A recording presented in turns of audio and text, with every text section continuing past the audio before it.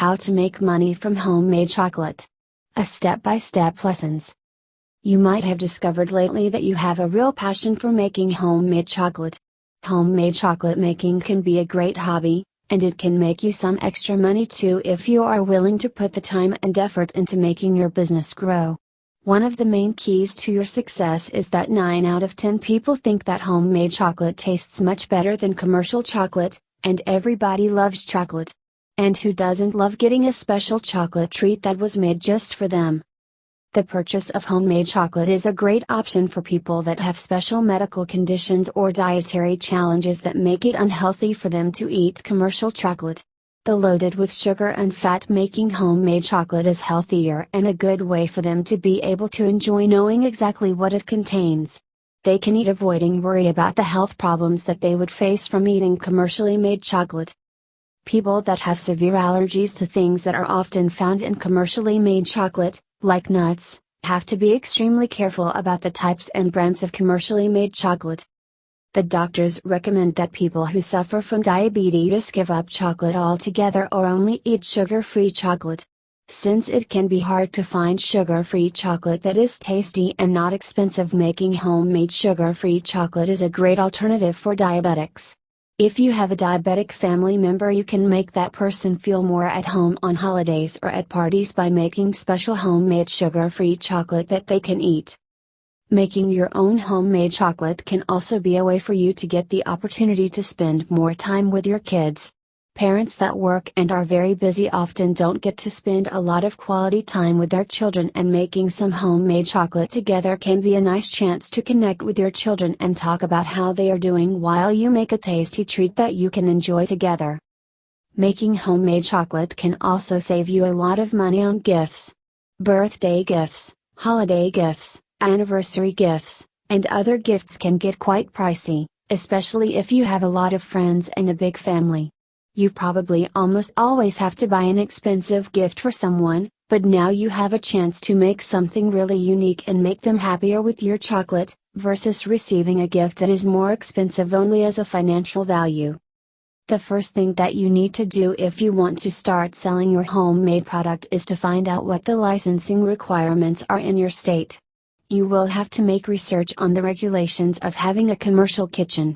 You will need to either have your kitchen inspected or rent a kitchen that has been inspected.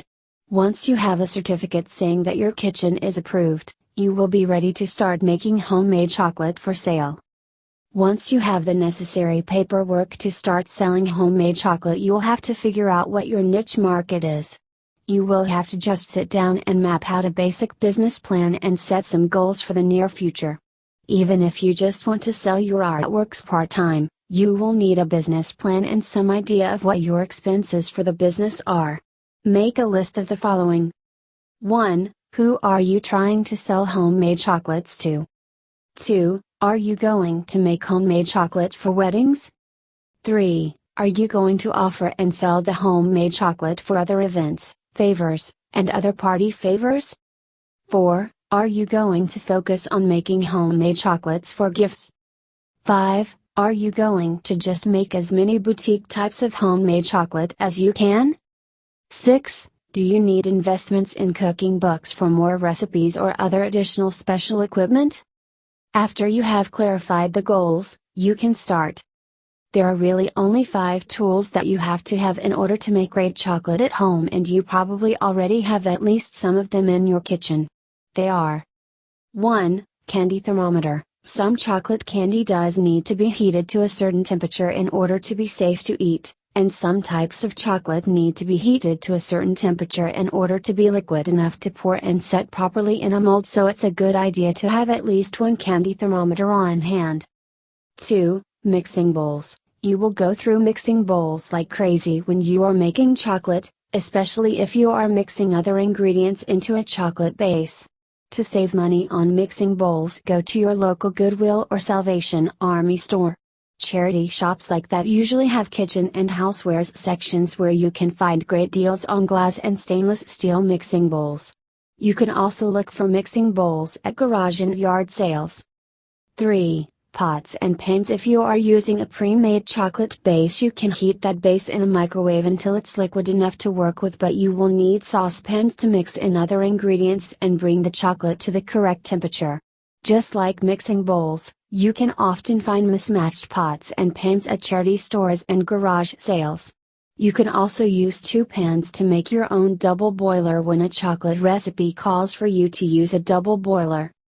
4. Molds. Once you have your chocolate blended just the way you want it and have added any extras that you want to add into the chocolate, you're going to need something to pour that chocolate into so that you can make chocolate candies. It's always a good idea to have a wide variety of chocolate molds that are clean and ready to go. 5. Candy coloring. If you want to really decorate your handmade chocolates and make them fun shapes and colors, you will need to use special candy coloring. Normal food coloring won't color chocolate. To get the colors to show on the chocolate, it's necessary to have special food coloring that is made for candy and chocolate. You can find candy coloring at any craft supply store or candy supply store.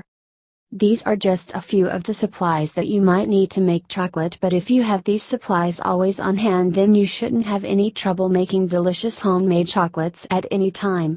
If you are going to make a special type of chocolate or you want to use a special recipe, then you might need specialized equipment, but in general, you can get by just using these pieces of equipment and what you already have in your kitchen.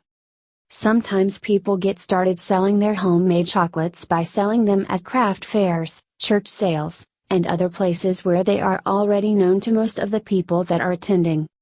Your homemade chocolate could also have a charity character and support a valuable cause. Every year, designers mix chocolate with other materials to create stunning gown designs. The annual chocolate trade show is entitled Salon du Chocolat.